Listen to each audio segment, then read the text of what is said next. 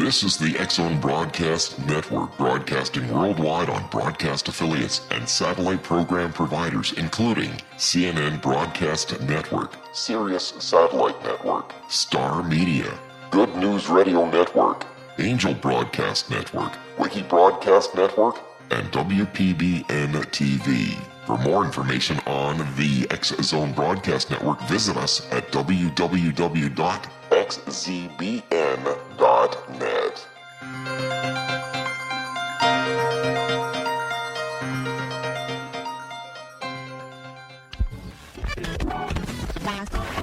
All Hit Radio.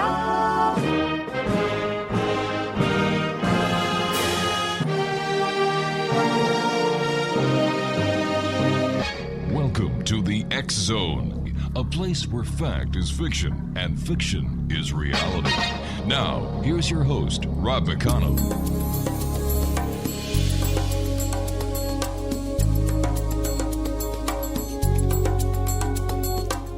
Welcome back, everyone. My name is Rob McConnell, and this is the X-Zone.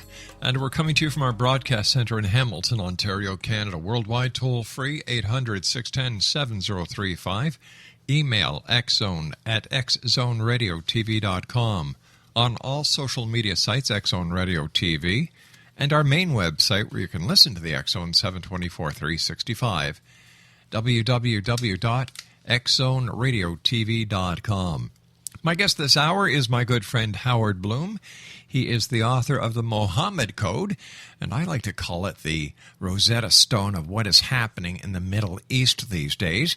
It also gives you an idea on how ISIS is related to what's going on in the Middle East as well. His website is www.howardbloom.net. And joining me now from his loft in the beautiful city of New York is my good buddy, Howard Bloom. And Howard, welcome back to the show. Rob, hi. It's good to see you. Howard, the world is going crazy. The world is going crazier. Well, yes. What's new? Yes, it certainly is. Give me the rundown of how you see the craziness, All right. And we'll compare notes. Here's how I see craziness. Number one, since President Obama has been in office, there's been a new Secretary of State, a new Attorney General, and now a Secretary of Defense. The immigration problem is still hot and heavy. We have racial problems stirring throughout the country. We have demonstrations, protests. We have, the events that are happening around the United States and Canada and other parts of the world based on what happened in Ferguson when police officer Darren Wilson was not indicted by the grand jury, as well as we have what's going on in the Middle East. So where would you like to start? Plus, we've got China hacking into all the computers over here in the United States as well. So where would you like to start? Not just that, we've got China basically bulldozing the top of a tiny little atoll in the South China Sea, which it's trying to take over, despite the fact that Malaysia, Indonesia, Thailand, and the Philippines all have claims there, and establishing an air base on that atoll. Now, they already dragged a $1 billion oil rig into disputed parts of the South China Sea, so they're taking it over as a fact on the ground or a fact on the surface of the sea, which it demonstrates their ability to bully right now. I think the major thing that's going on in the world right now is a readjustment of something called the pecking order, the dominance hierarchy. Almost every kind of social animal that we know has a dominance hierarchy. Some animal is on top. Another animal is way down at the bottom, poor thing, and is shoved around mercilessly, is picked on by everybody. And then there are all the creatures who have a middle position. Well, we've discussed many times how crucial it was when Barack Obama drew a red line in Syria against chemical weapons and then failed to enforce his red line. At the same time, he had been announcing ever since he took power that he was going to withdraw American forces from Afghanistan and from Iraq. Obama was operating on the assumption, which is shared by many, many people, especially on the left, that the default state of things, the way that nature goes if you leave her alone, is peace, and that only America makes war, only America makes violence. America is the leader of the worst civilization in the history of mankind and the most violent civilization in the history of mankind. All of that is dramatically false, and it took 5.5 years in office for Barack Obama to realize that all of that was false. When you have a dominant nation, something positive happens. It happens in animal societies. When you have a dominant animal, all of a sudden, there's peace.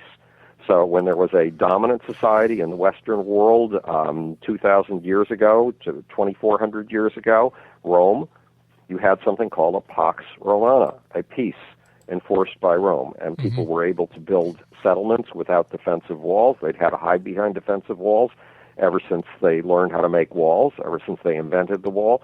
All of a sudden, they didn't need them anymore.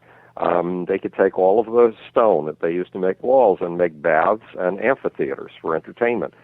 When Rome ceased to be the dominant power around 500 AD, Europe fell apart, and it fell into a hideous dark age that lasted 600 years.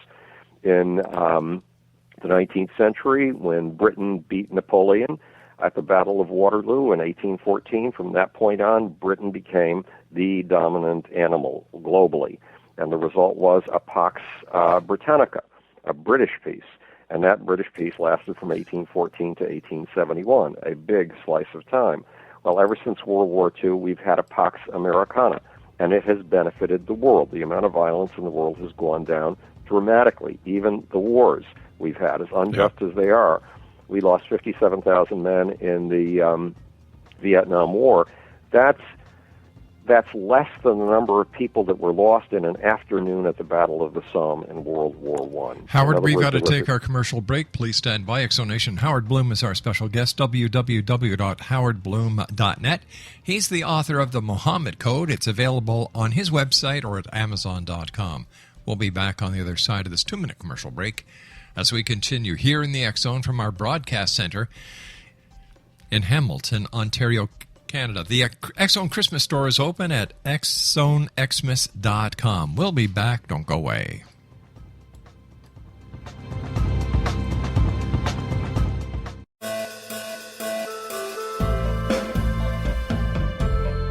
Nita Hickok is an expert in exorcisms, psychic warfare, soul healing, angelology, soul retrieval, demonology, energy healing, long-distance healing, astral healing, and much more.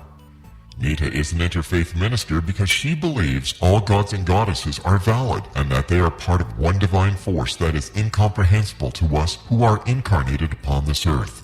Nita has been doing astral healing, distant healing, spirit release, exorcism, house cleansing and blessings, soul restoring and revival, psychic vampire removal and curse removal, and much more for over 40 years.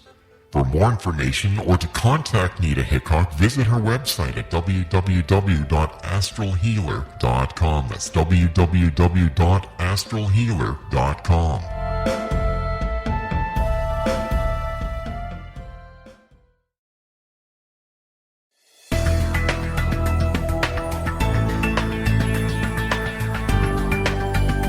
Do you think you have energy problems in your home? Do you feel better when you're away than when you're home? Joey Korn is a global leader in the world of dowsing who specializes in personal energy clearing and space clearing. He can help you create an ideal energy environment in your home no matter where you live in the world. Learn about his remote spiritual house cleaning services and much more at www.dowsers.com. You can get Joey's book, Dowsing, A Path to Enlightenment, as well as other dowsing books and tools, Kabbalah books, and Walter Russell books. Joey's work is really amazing. Go to dowsers.com right now. That's DOWSERS.com or call 1-877-DOWSING. That's 1-877-369-7464.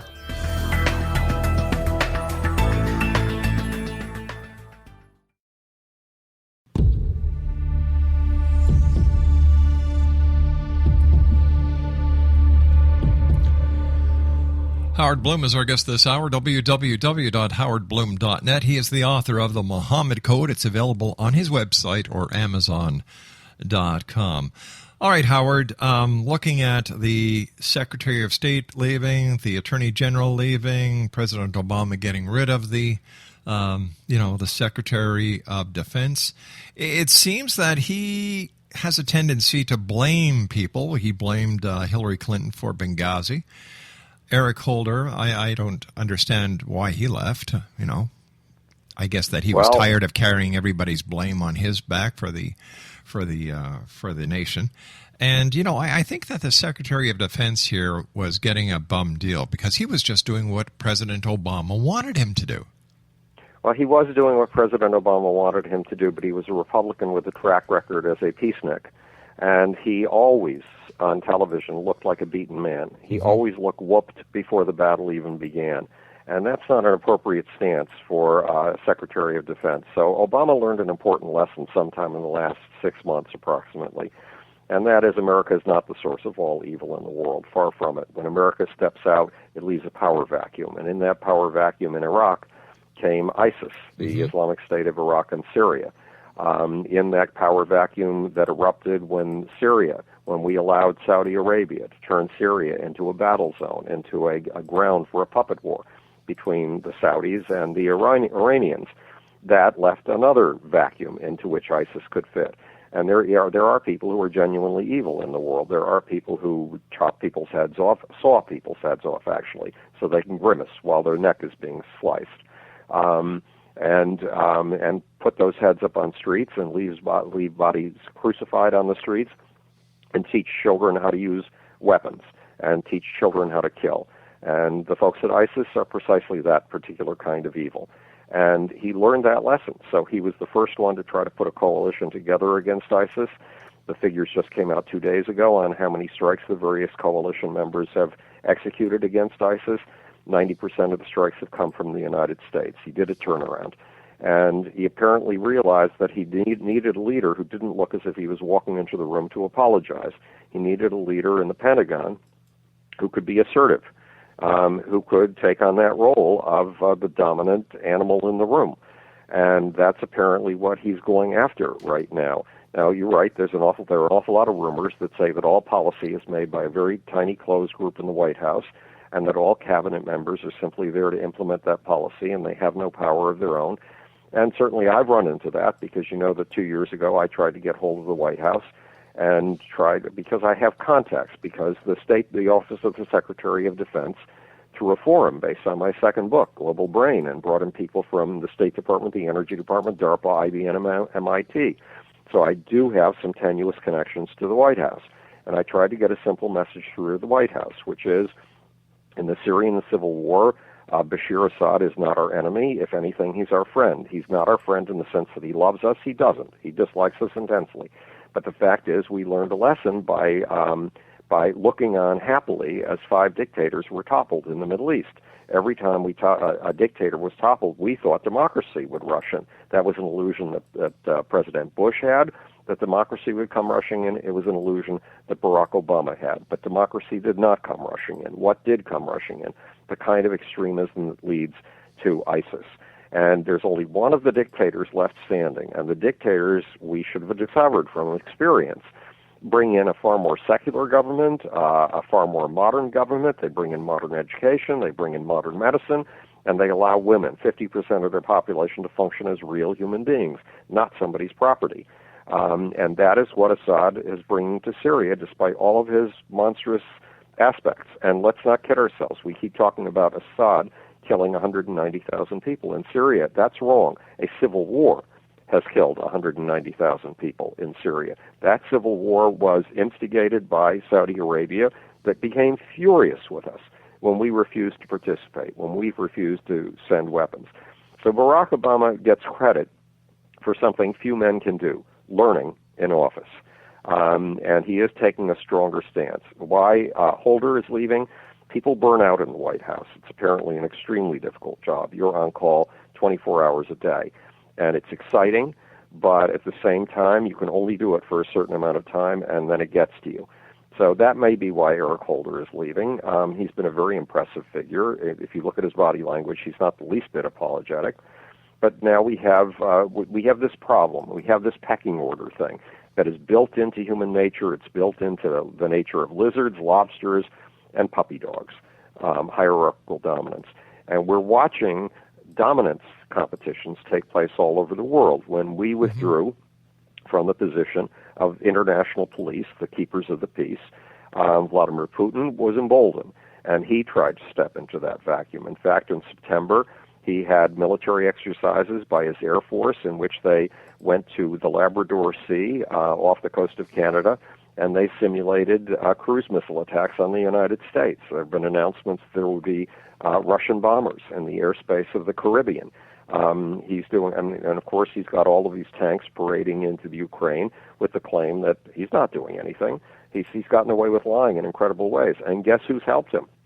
Forbes magazine, Steve Forbes, who is a dyed-in-the-wool conservative who ran for president on a very, very, very conservative platform. Steve Forbes has named Vladimir Putin the most powerful man in the world 2 years in a row. And it's going to Putin's head. But it's not just going to Putin's head. Putin has been one of the leaders of the BRIC, that's Brazil, Russia, India, and China.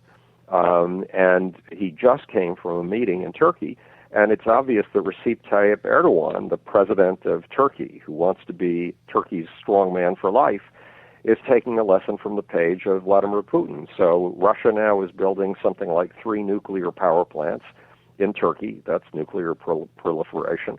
And Russia has made a deal to run a pipeline that will carry gas to Europe without going through the Ukraine, thus weakening the Ukraine. He's made that deal with Erdogan in Turkey. So everybody wants to be the leader right now, and that situation is the same, of all strange things, in Ferguson, because blacks are tired of being pushed around and treated like animals. They're tired of raising boys and seeing those boys stopped and frisked from the age of 12. They're tired of seeing an occasional black young man being shot. Well, wait a sec. Hold on here. Yeah. It's just not the black kids that are getting shot. It's just not the black kids that are being profiled. You know, you've got the same thing with the Latinos. You've got the same thing with the Caucasians. It's just not a black thing, and I think the blacks are taking it out of proportion. Well, they're taking it out of proportion, and they're handling it badly because they're cheering. Even Michael Brown, the boy who was killed. He's not exactly a boy. 280 pounds, 6'4". He was a monster, and he behaved monstrously. And you can see that in the videotapes from the convenience store where he was stealing a box of cigarillos. It wasn't a big theft. It was the way he behaved that was so terrible. In the video, you see one of the store clerks rushing up to him as Michael Brown is about to open the door and leave, and trying to stop him. And Michael Brown is huge, and the store clerk is small. And Michael Brown brushes this guy off as if he were a fly. Then Michael Brown gets angry at somebody else in the store and comes rushing toward the camera. And it's one of the most threatening, intimidating things you've ever seen, because it is totally unfair to say that this was an unarmed teenager. His body was a lethal weapon, period. And you can see that if you watch the video. We've all been urged not to watch the video. Self-censorship? Why should we shield ourselves from the truth? I'm sorry, that doesn't wash. So there's a legitimate case to be made that Michael Brown could well have been intimidating this police officer who weighed something like 50 pounds. All right, but when you look at the entire story, right, he was brought before the grand jury. All right? And one of the biggest complaints that I heard was that his body was left on the street for 4.5 hours. I'm talking about Michael Brown. But that's legally required. It is, you see. It was a crime scene, and they needed to check out the crime scene in order to see if the officer had done something wrong. Right, and the only person who could have had to do the investigation to release the crime scene was the coroner's office. Right. You know, so there's a lot. What's happened here is that this has exploded into a symbol. And for the black community is calling, quite frankly, for a lynching of the police officer, Darren Wilson. Well, that's lynching. Why? Not going to happen. Because he's a symbol. They're not regarding him as a human. They're not regarding this as a case where you have to determine the truth. They're regarding this as a case where if you do not lynch Darren Wilson, you are making a statement that the black community doesn't count for anything and that black boys can be shot. Well, that's not quite the situation. Exactly. We had one particular person, Michael Brown, a human being, 6'4", it doesn't matter what color he was, 6'4" and 280 pounds, who had just before he was shot, who had done something really physically, violently intimidating. I don't care what anybody says. You watch that video, it is violently, viciously intimidating. And you have Darren Wilson, who is also 6'3", that weighed 50 pounds less who claims that he felt he was intimidated. Now, you and I have both had experience with police. Mm-hmm. We know that sometimes policemen can be arrogant as hell. Oh, sure. Sometimes they can believe that they are beyond the law. Listen, I worked with a bunch of them who thought they were God. We have basically a symbolic play being acted out, just the way that the Syrian civil war is a puppet war. It's a puppet war between two powers, Iran and Saudi Arabia, vying for dominance. And here the black community is fighting to work its way up the hierarchical ladder, to move up one rung on the hierarchical ladder. So they've turned this entire thing not into a truth, but into a symbol. Not into something that we should investigate, but into a symbol. Do you think that they expected more because the President of the United States is black? No, I don't think so at all. That the Attorney General of the United States is black? I don't think that's really, I don't see what's weird about this. What's disturbing about this is the violence. What's disturbing about this is watching 6 kids try to turn over a car and succeeding. What's watching is seeing cars torched and buildings torched. That is extremely disturbing. That's totally unacceptable behavior. That is not peaceful demonstration by any stretch of the imagination. The black community has avoided any behavior of this kind since the late 1960s. And frankly, it damages itself, as anybody will point out to you. When it does this, how do I know that? Well, back in the 1980s, Chris Blackwell, the man who gave reggae to the world, the man who discovered Bob Marley, asked me to come down to Washington, All right, Howard, we're going to have to Okay. take our news break here. Stand by. Exonation, Howard Bloom is our special guest, www.howardbloom.net. I don't care what color you are. Black, white, green, purple, blue, orange, avocado, pink. There's a right way and a wrong way. You cross that line, you deserve to get the full force of the law. No matter who you are, you break the law, you suffer the consequences. Don't forget, Darren Wilson was found not to be indicted by the grand jury. We'll be back on the other side of this break. Don't go away.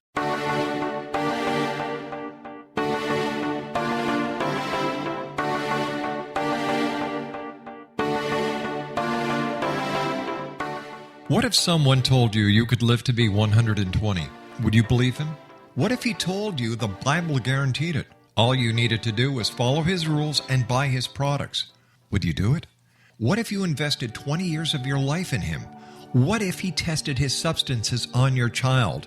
What if your child became brain damaged as a result? Meet Dr. Tyler Belknap, a fast-talking Texas admin turned health guru. At the helm of a vast health food and supplement empire, he has established himself as the authority on nutrition and longevity. But what his followers don't know is that his products are laced with bizarre psychoactive substances from genetically modified plants developed in his very own secret lab. No wonder his customers can't stop using them. Tyler Belknap will stop at nothing to keep his edge in the market, even if it means experimenting on children. Chasing 120, a story of food, faith, fraud, and the pursuit of longevity, a novel from the pen of political cartoonist Monty Wolverton, is an easy and entertaining read full of rich characters and intrigue. It hits home in a world filled with all kind of hucksterism and offers a glimpse of what can happen when GMO technology falls into the wrong hands. Chasing 120 by Monty Wolverton. Get your copy today at www.ptm.org/120 or on Amazon.com.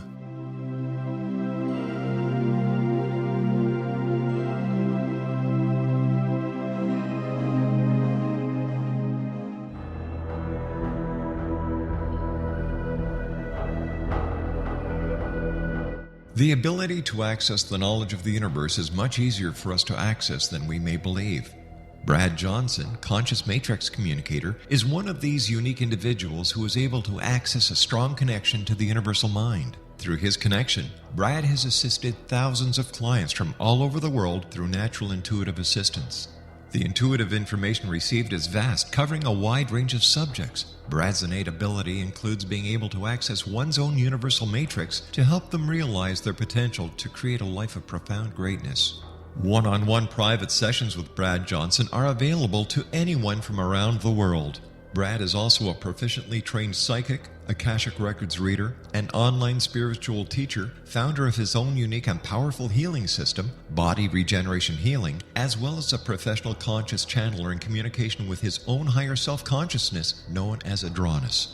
For more information or to book a service appointment with Brad Johnson, visit his website at www.consciousmatrix.com. That's www.consciousmatrix.com.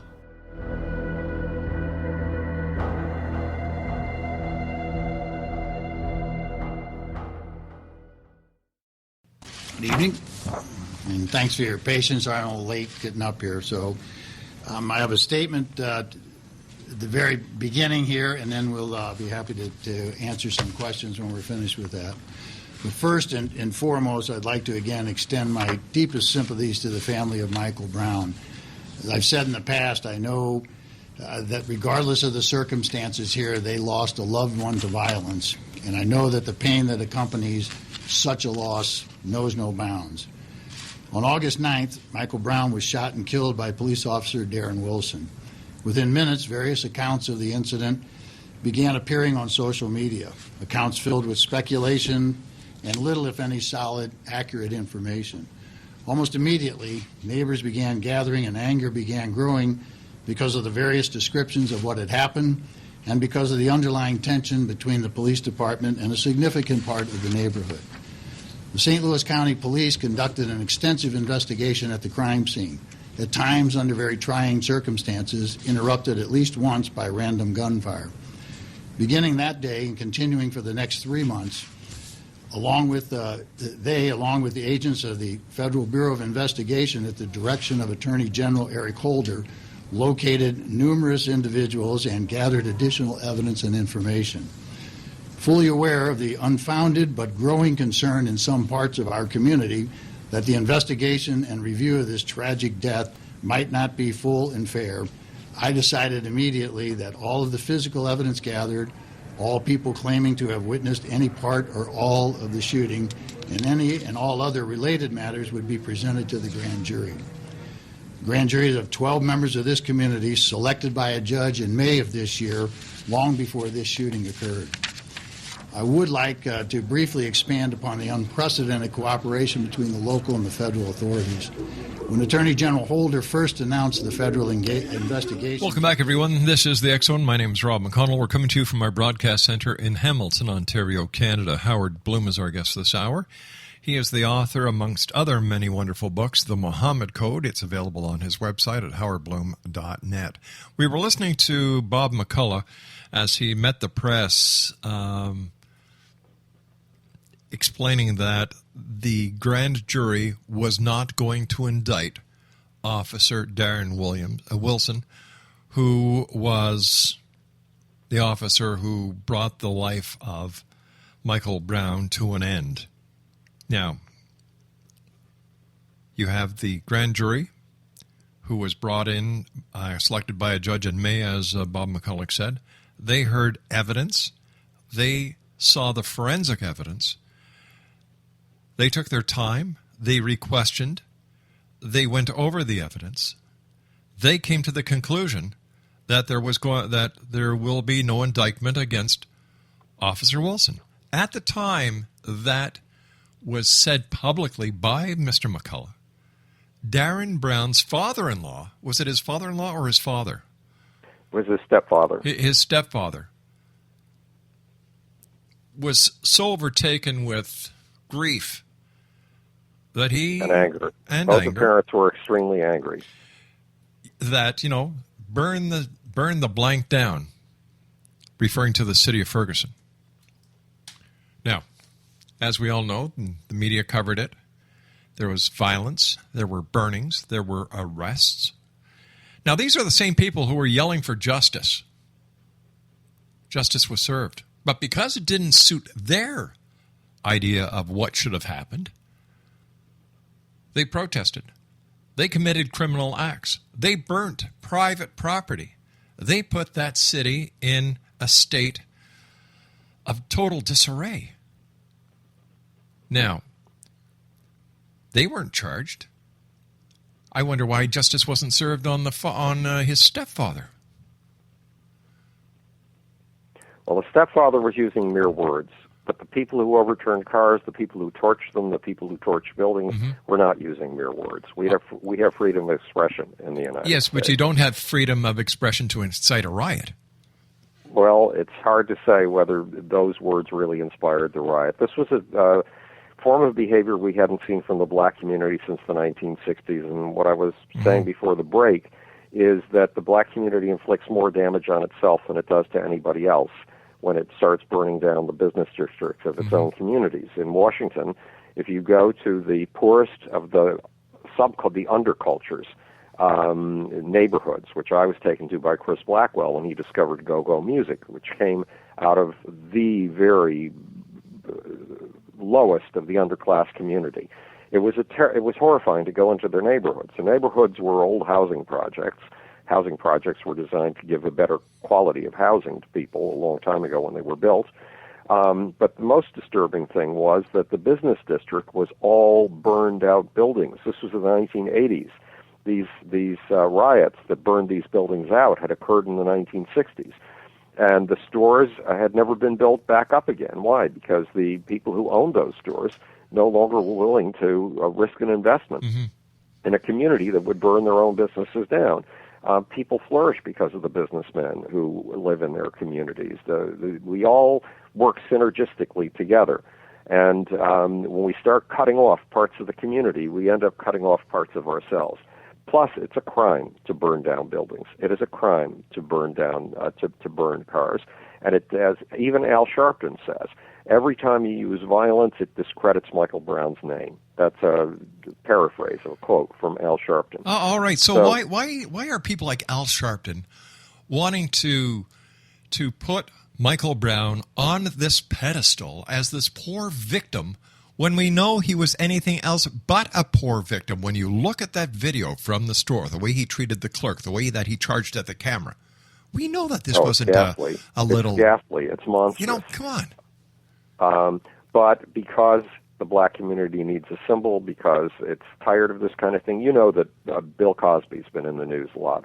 Well, Bill Cosby's son, Ennis, got a master's degree from Columbia University in education. He was working on his PhD. He went back out to California to be with his family. He had, I think it was a rented car.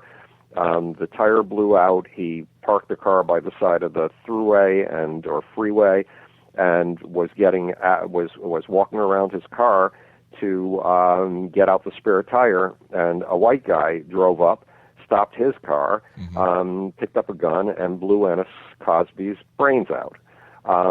That kind of thing happens to black people more than it happens to white people. All right, let me ask you, what happened to the person who blew out Cosby's son's brain? He ended up in jail. Okay. He turned out to be a Ukrainian immigrant. Now, did you see the members of his community rioting, turning over cars, torching buildings? No, not at all. So, and if this had been let's say, a Jewish community or a Mormon community, do you think there would have been rioting? Have there been wrongs against the Mormon community? Sure yes, the United States Army made war against the Mormon community in the 1800s and tried to exterminate it. So certainly, if anybody had cause for anger, it would be the Mormons. All right, let me ask you this question, Howard.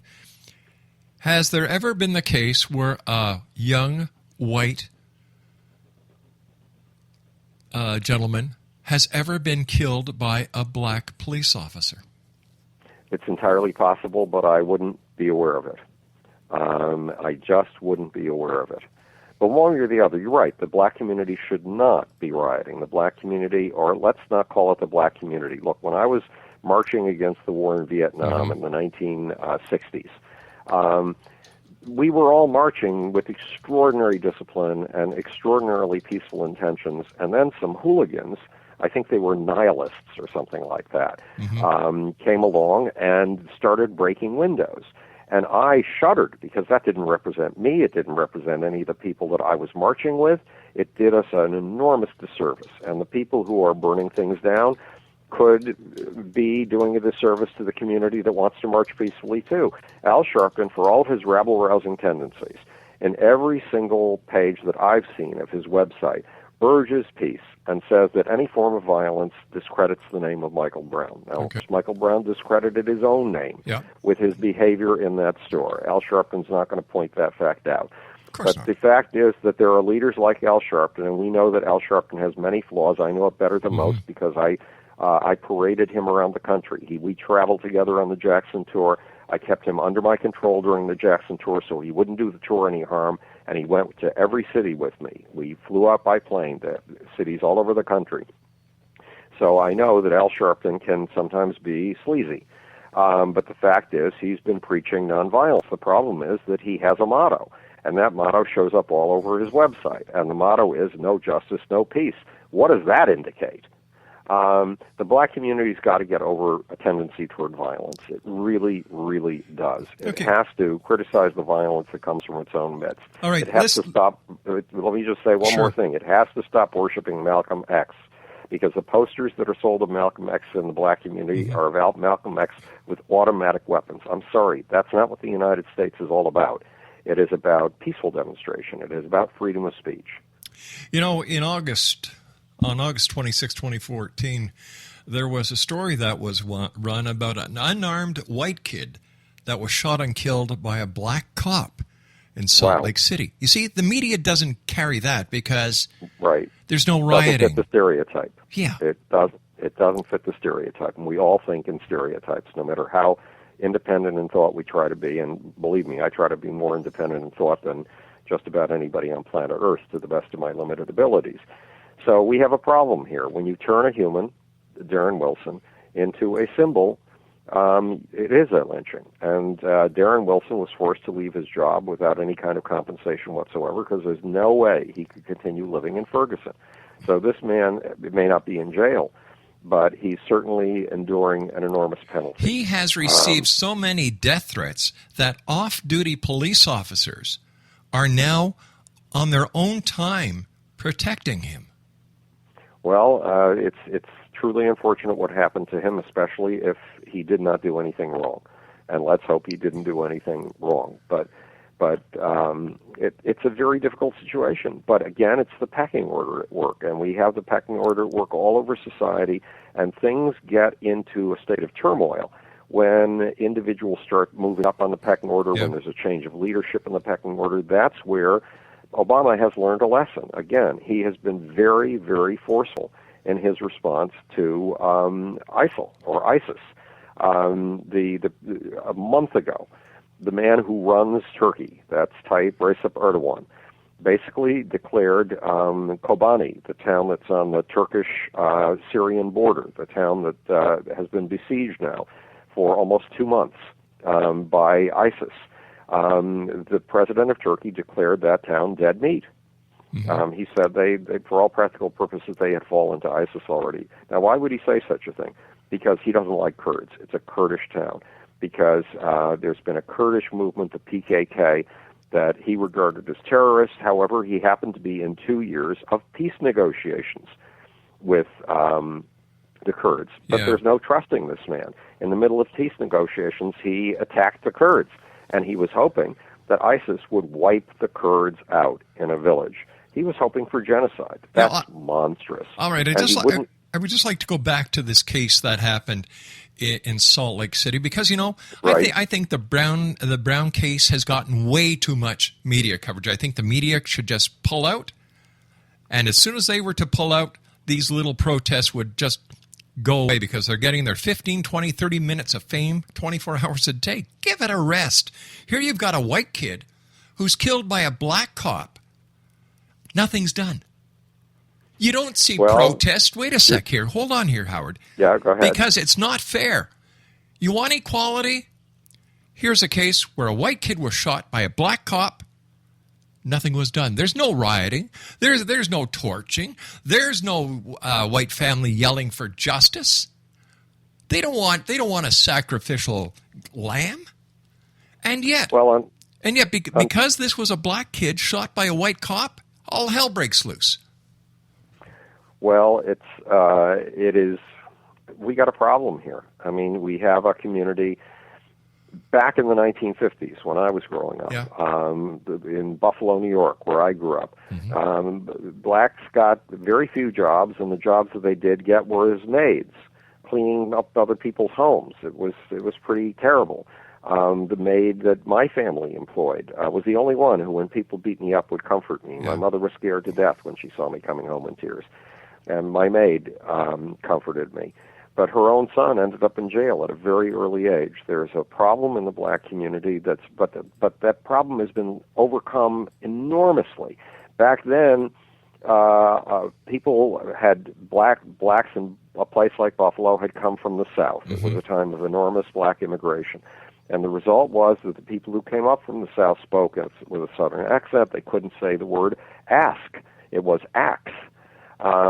That's been overcome. I've met so many intelligent, charming, articulate black people because there's an entire black middle class. Yeah, but Howard, I don't think the argument is that there are not intelligent blacks. That is not the argument that's on the table here. The argument on the table is that, especially in this case, when you got a 20-year-old in Salt Lake City who is killed by a black officer.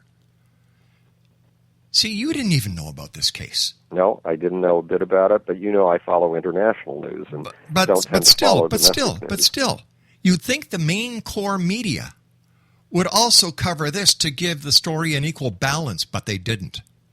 Because if it don't bleed, it don't lead, and rioting and burning and committing criminal offenses is what they want. It gets them rating. It gets them higher ad revenue.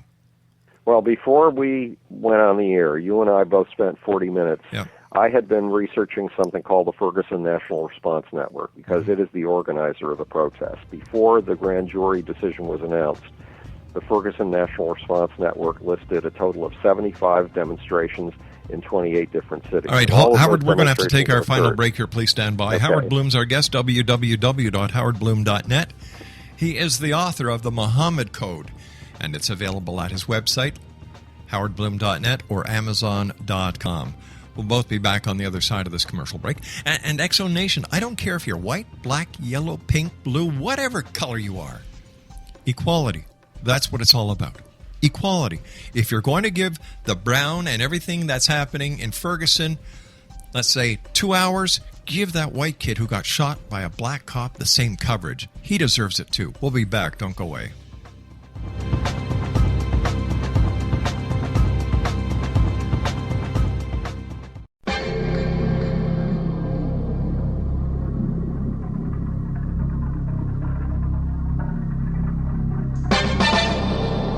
Hi, this is Rob McConnell, just letting you know that the X-Chronicles newspaper is now available online at www.xzonebookclub.com. All past editions and current editions of the X-Chronicles newspaper are available for 99 cents. That's www.xzonebookclub.com, and that's 99 cents U.S. per edition. And don't forget, the X-Zone store is now open as well for all of your Exo Nation merchandise. www.thexzonestore.com.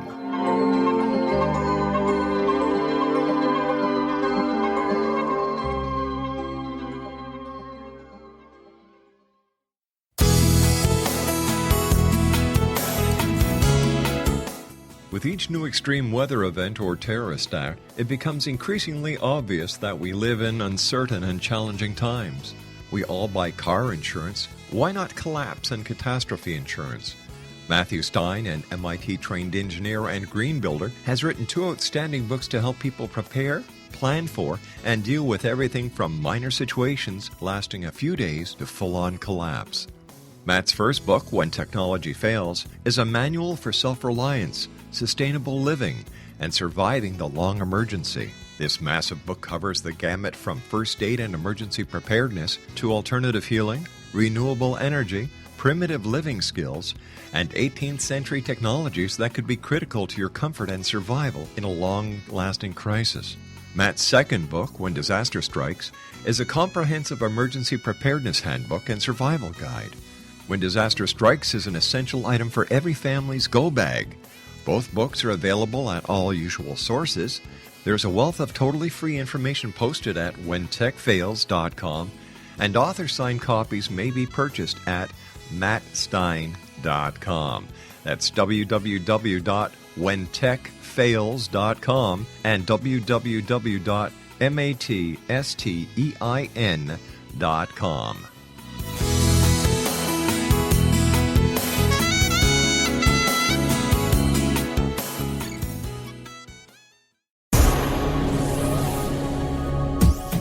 This is the X-Zone Broadcast Network, broadcasting worldwide on broadcast affiliates and satellite program providers, including CNN Broadcast Network, Sirius Satellite Network, Star Media, Good News Radio Network, Angel Broadcast Network, Wiki Broadcast Network, and WPBN TV. For more information on the X-Zone Broadcast Network, visit us at www.xzbn.net.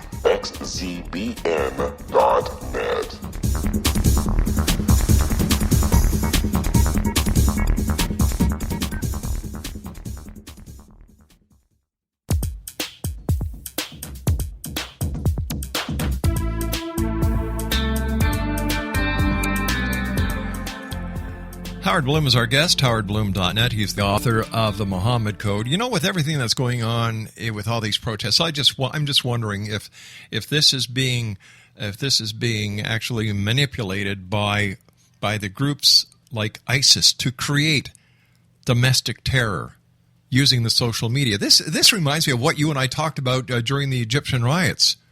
Right. Well, in the old days of the 60s, the 70s, and the 80s, there was a strong tendency toward glorifying revolution, and it came from Trotskyites, it came from Marxists, it came from people way, way, way over on the distant right. And the Trotskyites would have, in the 1980s, jumped into a situation like this and pushed it to become as violent as possible in the hope that a violent revolution would cause a conflagration around the United States from which would emerge the perfect society, which is a terrible idea. It's a disastrous, evil idea. But the Trotskyites have grown weak. The Marxist contingent has grown weak ever since 1989, when the Berlin Wall fell.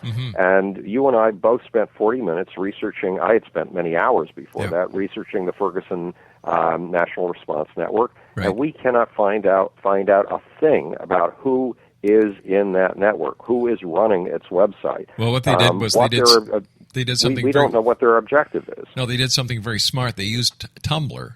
And if you're using a web service like Tumblr or Weebly, you don't have to have a domain name. If you have a domain name, you have to register things.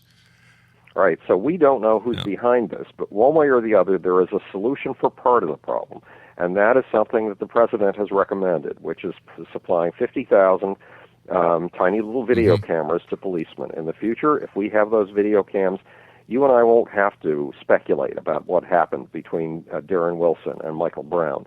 We'll have good, strong evidence of what happened. That will take care of part of the problem. The other major problem is it is not acceptable to be violent. It is not acceptable to burn down buildings. It is not acceptable to burn down cars. When you object to something, you have every right in the world to gather, assemble in the streets, and make your thoughts known for as many days or months as it takes to achieve your goal. But no, violence is not acceptable. I agree 100%, Howard. And what we've seen is a lot of violence. I think that there's a lot still being simmered in the pot. And I just hope the lid on the pot is not on too tight, because I don't want to see anyone get hurt. I don't want to see any more violence. Protest peacefully. But when we have enough trouble with ISIS, which wants to rule the world, and we better concentrate on our real enemies and operate in the spirit of a society which is tolerance, pluralism, freedom of speech. I don't care what color you are. Like I said, the loss of any life is one too many. Right. I agree with you. Wow, Howard, this has been one heck of an hour. I just want to thank you again, old friend, for your thoughts, for your input. Well, and thank you. Let me thank you for another good year. We've probably done 8 interviews to 10 interviews this year, possibly even more. And for me, it is a pleasure. My friend, you take care of yourself. To you and yours, the very best of the holidays, and I look forward to talking to you maybe in between the Christmas holidays and the New Year, so you and I can do a wrap-up. Okay, sounds terrific. Take care, See you again soon, Rob. Take care and be Bye. well. And by the way, Howard, how many push-ups did you do this morning? You won't believe this, 650. Oh, my gosh. You take care, my good friend. Okay, have a great night. You too. Bye-bye. Exo Nation, Howard Bloom has been my guest this hour. What a guy. www.howardbloom.net. He's the author of The Mohammed Code. It's available at his website or on Amazon.com. I'll be back on the other side of this news break at 6.5 minutes past the top of the hour as we continue here in the X Zone from our broadcast center in Hamilton, Ontario, Canada. We're going to put the story of the 20-year-old white youth that was shot and killed by a black cop in Salt Lake City on our Facebook page. Strange world we live in, but we can bring it all together. And the name of the game is love. We'll be back. Don't go away.